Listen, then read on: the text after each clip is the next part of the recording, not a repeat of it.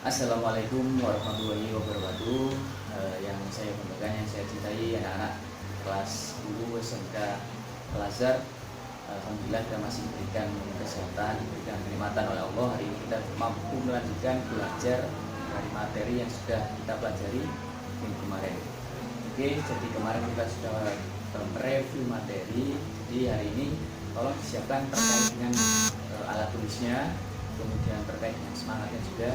Dan jangan lupa sebelum belajar awali makan dulu sebelum belajar, supaya apa? Supaya cara kecerdasan kita, kepintaran kita itu mudah konsentrasi. Dan jangan lupa sebelum belajar tetap kita berdoa kepada Allah Subhanahu wa taala semoga apa yang kita pelajari pagi hari ini ilmunya barokah, ilmunya bermanfaat ya. Jadi langsung saja kita langsung masuk ke materi pada pagi hari ini. Siapkan buku tulisnya, alat tulisnya, apabila ada hal yang penting, apabila ada informasi yang bagus silakan dicatat. Dan jangan lupa sambil menonton video ini silakan dibuka LKS-nya. Oke, kita langsung ke materi PowerPoint-nya. Sedikit melanjutkan terkait dengan materi yang sudah saya sampaikan minggu kemarin. Jadi di minggu kemarin kita belajar sedikit banyak terkait dengan konsep dasar sejarah, mulai dari berpikir secara kronologis, berpikir secara diakronik ataupun secara sinkronik. Oke. Jadi silakan disiapkan buku tulisnya, LKS-nya. Silakan dibuka halaman 7.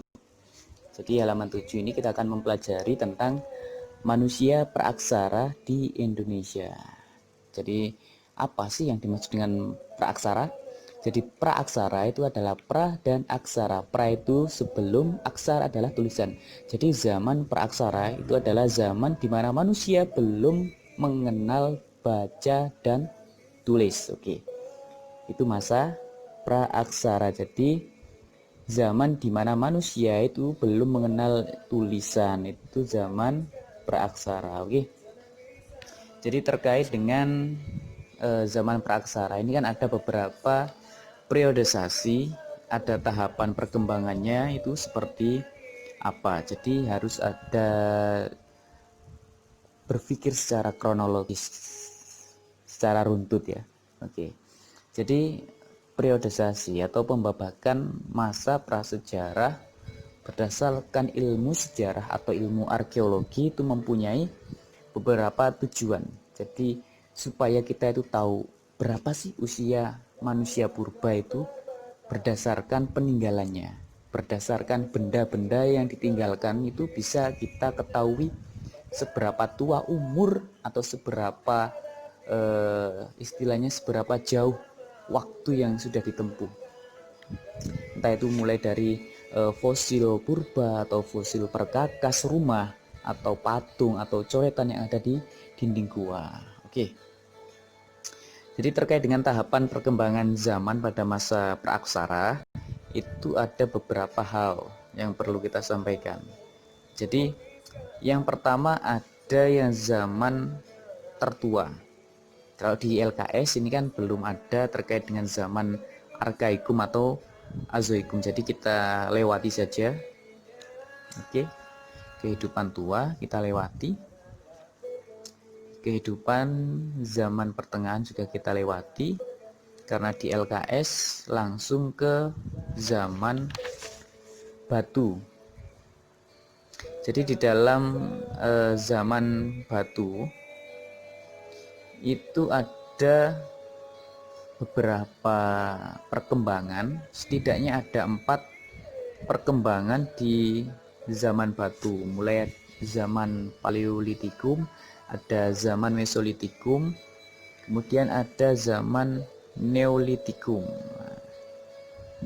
Oke, sebentar kita sudah sampai di zaman batu.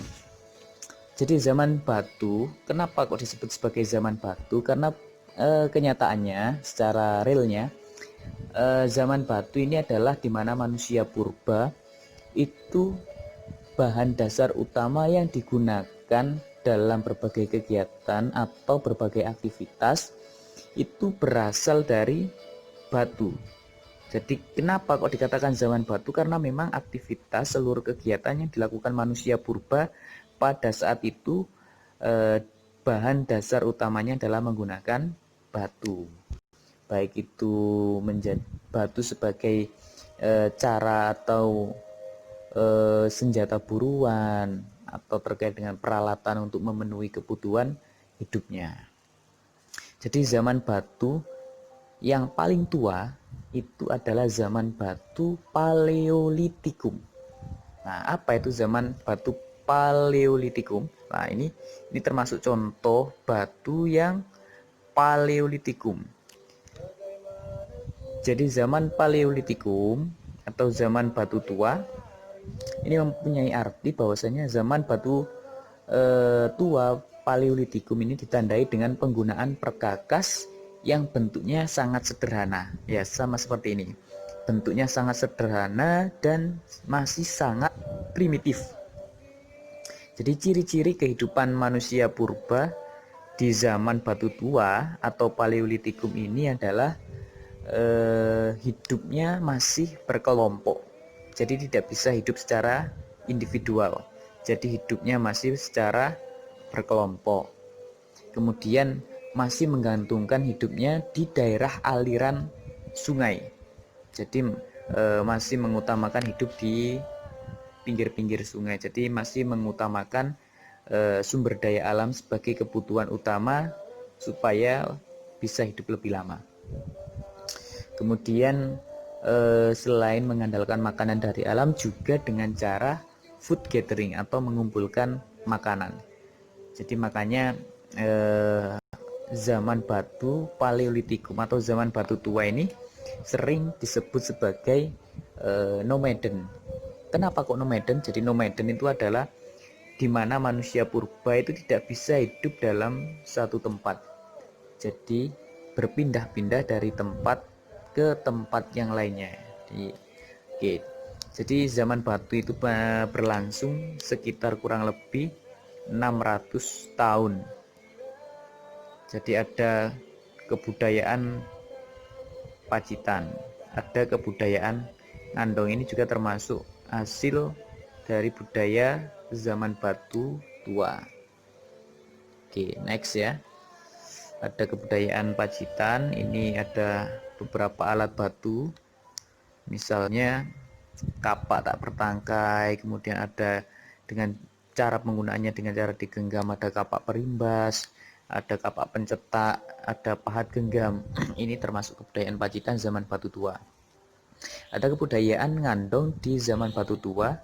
Misalnya barang-barang yang ditinggalkan itu adalah kapak-kapak genggam dari batu atau alat-alat kecil yang disebut sebagai flag atau serpi. Okay, next. Setelah zaman batu tua atau Paleolitikum ada zaman batu Madya. Zaman batu Madya berarti zaman batu menengah atau Mesolitikum. Jadi zaman batu Madya, zaman batu menengah Mesolitikum ini adalah zaman pertengahan. Makanya ada istilah Meso. Meso itu bukan Mesu, Meso. Okay. Jadi zaman Mesolitikum ini adalah zaman food gathering tingkat lanjut. Jadi kalau zaman batu itu food gatheringnya masih dasar, masih basic. Kalau Mesolitikum ini food gatheringnya, cara mengumpulkan makanannya sudah tingkat lanjut. Jadi dimulai dari zaman glasial atau zaman es. Nah, jadi sekitar 10.000 tahun yang lampau. Jadi banyak ahli itu memperkirakan manusia yang hidup pada zaman ini adalah bangsa Melanesoid atau nenek moyang orang Papua, tinggi besar negro itu ya, atau sering disebut sebagai suku aborigin. Oke, jadi di zaman Mesolitikum ini mendapatkan makanan dengan cara berburu. Berburunya apa? Bisa berburu dan juga menangkap ikan. Kemudian tinggalnya mereka tinggal di dalam gua-gua di bawah bukit karang atau sering disebut sebagai Abrisoch Roch. Jadi bisa juga di tepi pantai atau di ceruk pegunungan. Nah, jadi bagaimana mereka berlindung dari panas dan juga hujan. Oke, terkait dengan kebudayaan Mesolitikum atau batu menengah, itu ada kebudayaan tulang sampung atau sampung bone culture ya. Jadi alat-alat dari Mesolitikum ini ditemukan, ada yang namanya alat-alat batu seperti mata panah, flag serpian, ada yang namanya batu penggiling, dan juga yang lainnya. Ini termasuk salah satu hasil kebudayaan zaman batu menengah. Kemudian hasil dari zaman batu menengah atau zaman Mesolitikum itu ada kebudayaan Toala atau flag culture. Apa? Misalnya di kebudayaan Toala ini ada beberapa hasil peninggalan zaman Mesolitikum yang berlangsung sekitar 3000 sampai 1000 tahun sebelum Masehi.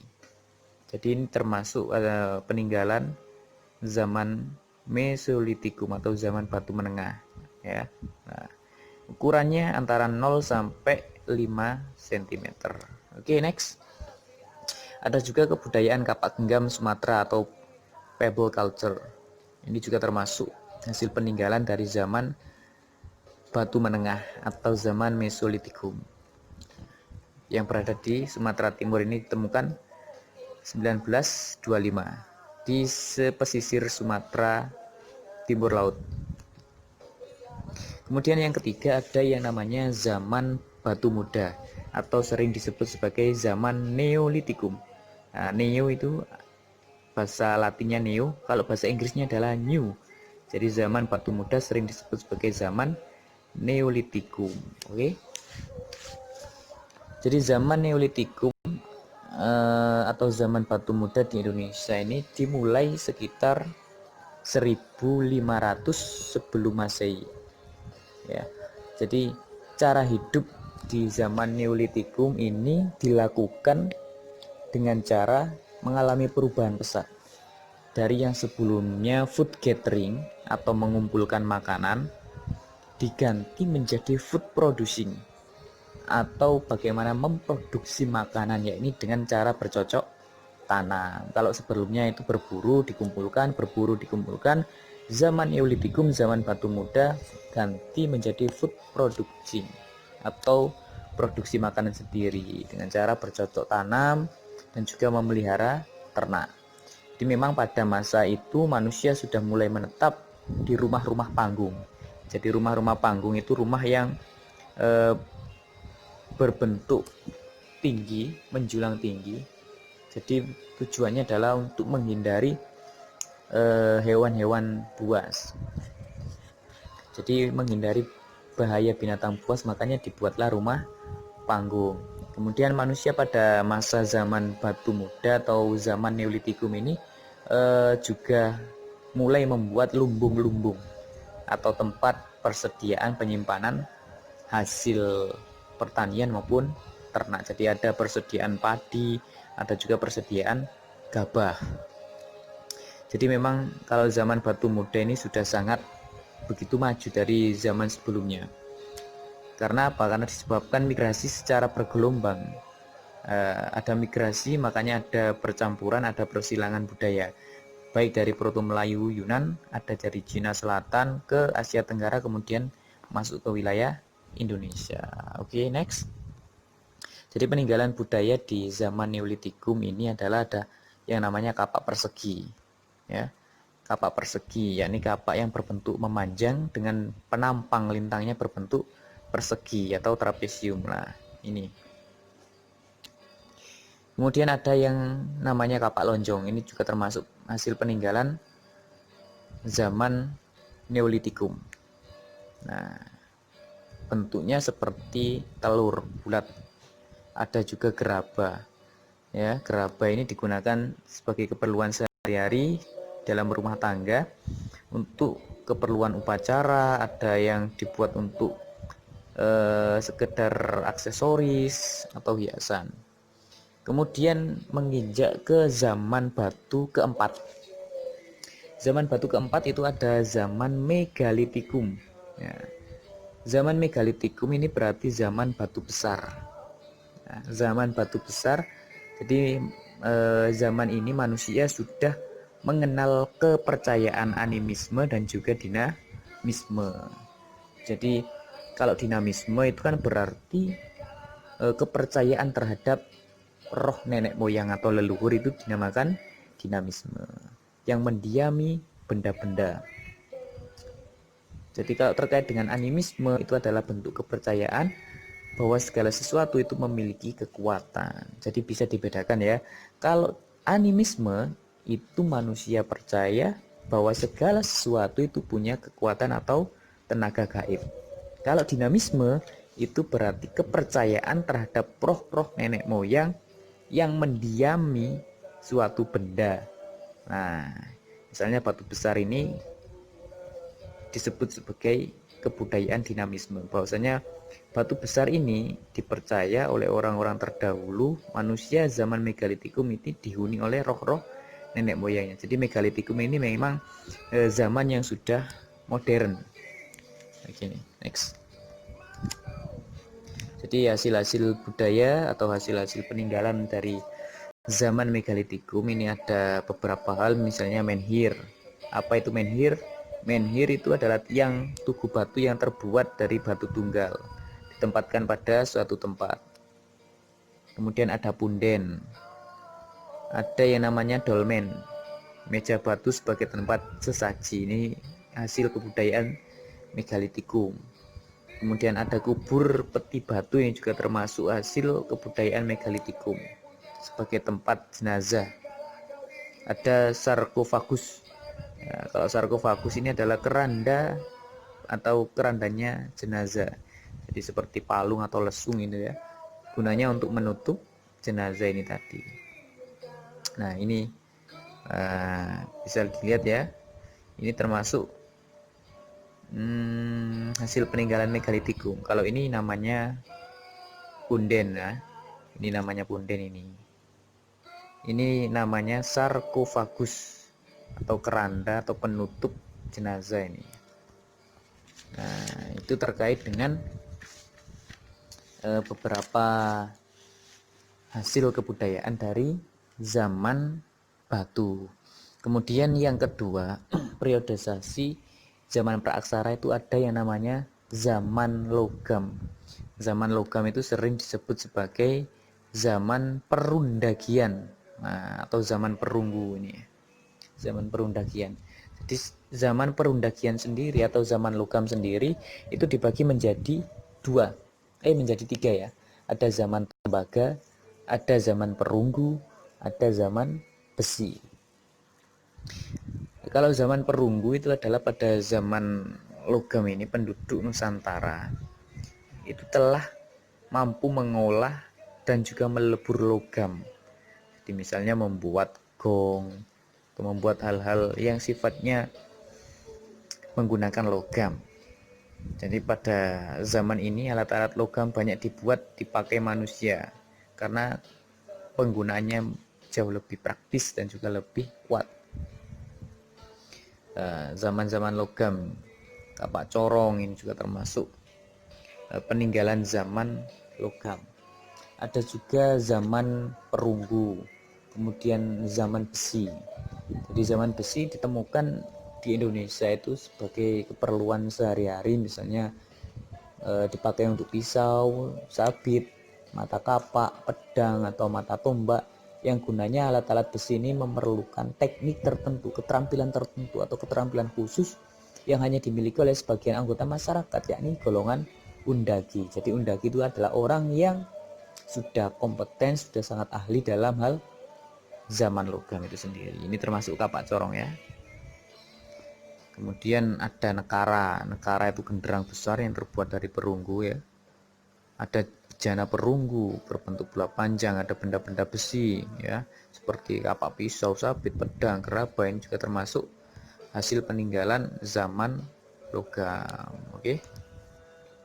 Kemudian lanjut terkait dengan jenis-jenis manusia purba. Tentunya sampean sudah nggak asing terkait dengan jenis-jenis manusia purba.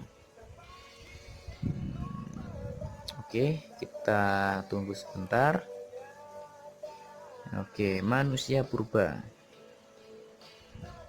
Kita coba next. Nah, ini juga termasuk proses evolusi manusia. Kalau sampean membaca buku dari Charles Darwin, beliau mengatakan bahwasanya teori manusia itu berevolusi dari kera, jadi dari gibbon ke orangutan ke simpanse, gorila, kemudian menjadi manusia. Jadi jenis manusia purba itu memiliki jenis, ada yang Meganthropus paleojavanicus, ada Pithecanthropus, ada Homo sapiens. Next. Jadi kalau terkait dengan ciri-ciri Meganthropus paleojavanicus, ini merupakan manusia purba yang paling tua di Indonesia. Jadi Meganthropus ini termasuk salah satu manusia purba yang usianya sudah sangat tua, karena diambil dari kata mega yang berarti besar dan anthropus itu manusia.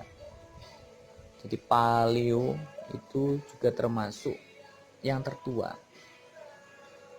Jadi Meganthropus paleojavanicus ini adalah manusia purba paling tua yang berada atau mendiami pulau Jawa, karena di sini ada kata Jawa. Oke.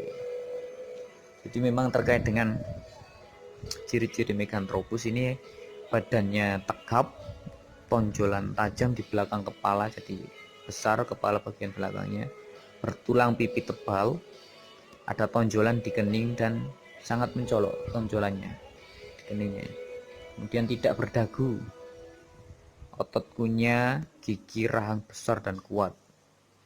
Makanannya adalah jenis tumbuh-tumbuhan. Ini termasuk ciri-ciri dari manusia purba Meganthropus paleojavanicus. Nah, ini nih fosil tulang dari manusia purba Meganthropus paleojavanicus. Oke. Kemudian ada yang namanya Pithecanthropus. Nah, kalau Pithecanthropus ini adalah hidup di kala Pleistosen awal, Pleistosen tengah dan juga Pleistosen akhir. Jadi kebanyakan fosil-fosil Pithecanthropus ini banyak ditemukan di daerah Jawa Tengah dan juga Jawa Timur. Ya, jadi terkait dengan Pithecanthropus adalah manusia kera yang berjalan tegak. Ini diperkirakan oleh beberapa ilmuwan hidupnya antara 30.000 sampai 2 juta tahun yang lalu. Ada juga Pithecanthropus ini memiliki beberapa jenis. Ada Pithecanthropus mojokertensis, ada Pithecanthropus soloensis, ada Pithecanthropus erectus dan juga Pithecanthropus robustus ya. Jadi kalau Pithecanthropus mojokertensis ini ditemukan oleh von Koenigswald dan Cokro Handoyo pada tahun 1936 di daerah Mojokerto, makanya namanya adalah Pithecanthropus mojokertensis. Kemudian ada Pithecanthropus soloensis, ini ditemukan oleh von Koenigswald dan Oppenord di daerah Ngandong dan Sangiran di sebelah Bengawan Solo. Ini ditemukan sekitar 1931 dan 1933. Oke. Ada Pithecanthropus erectus juga di Ngawi, ada Pithecanthropus robustus di daerah Sangiran juga. Nah, ini termasuk fosil dari Pithecanthropus ya. Kemudian yang terakhir ada yang namanya Homo sapiens. Lah, Homo sapiens ini termasuk manusia purba yang modern. Jadi manusia purba jenis ini merupakan jenis manusia purba yang sudah paling maju dibanding manusia purba sebelumnya. Jadi dari Meganthropus paleojavanicus sampai Pithecanthropus, Homo sapiens ini adalah termasuk manusia purba yang paling maju dan juga yang paling modern. Jadi ciri-cirinya adalah tinggi tubuhnya 130 sampai 210 cm ya. Otaknya lebih berkembang daripada manusia purba yang lainnya. Jadi cara penggunaan otaknya, cara menggunakan akalnya ini masih sangat kreatif dan inovatif Homo sapiens. Otot kunyah, gigi, rahang sudah mulai menyusut, tidak besar. Tonjolan kening juga berkurang dari sebelumnya. Sudah memiliki dagu. Kemudian ciri-cirinya ada mongoloid dan australopithecus. Jadi kalau ciri-ciri Homo sapiens ini adalah lebih modern, lebih tertata dari Pithecanthropus. Jadi memang Homo sapiens ini bentuk tubuhnya kurang lebih sama seperti manusia zaman sekarang. Diperkirakan hidup antara 25.000 sampai 40.000 tahun yang lalu. Jadi kalau Homo sapiens ini memiliki dua jenis, ada Homo zuluensis dan juga Homo wajakensis. Nah, oke, itu saja sedikit penyampaian dari saya. Jadi hari ini kita sudah belajar terkait dengan zaman pra-aksara di Indonesia, yakni mempelajari tentang periodisasi zaman batu, mulai dari zaman batu Paleolitikum, zaman batu Mesolitikum, zaman batu Neolitikum, ada zaman batu Megalitikum, kemudian dilanjut zaman logam. Kemudian kita juga sudah belajar terkait dengan jenis-jenis manusia purba atau klasifikasi manusia purba. Ada Meganthropus paleojavanicus, ada Pithecanthropus sampai ke Homo sapiens. Oke, saya mengucapkan terima kasih kepada teman-teman semuanya. Nah, kita ketemu lagi minggu depan. Tetap jaga kesehatan, tetap jaga protokol kesehatan. Semoga wabah pandemi ini segera dicabut dan kita segera bertemu lagi di SMK Al-Azhar. Terima kasih. Alhamdulillahirrahmanirrahim. Terima kasih saya ucapkan kepada seluruh anak-anak kelas 12 SMK Al-Azhar yang hari ini mengikuti pembelajaran sejarah. Jadi apa yang sudah kita pelajari pada pagi hari ini supaya ilmunya manfaat, ilmunya barokah, dan saya mengucapkan terima kasih sebanyak-banyaknya atas partisipasi pembelajaran pada pagi hari ini. Oke, jadi kita bertemu kembali di materi dari minggu depan. Jangan lupa tetap jaga kesehatan, tetap jaga kebersihan, jangan lupa pola makannya diatur supaya tidak mudah sakit. Oke, terima kasih. Itu saja dari saya Ri Wawomofi Gelap Komentarik. Assalamualaikum warahmatullahi wabarakatuh.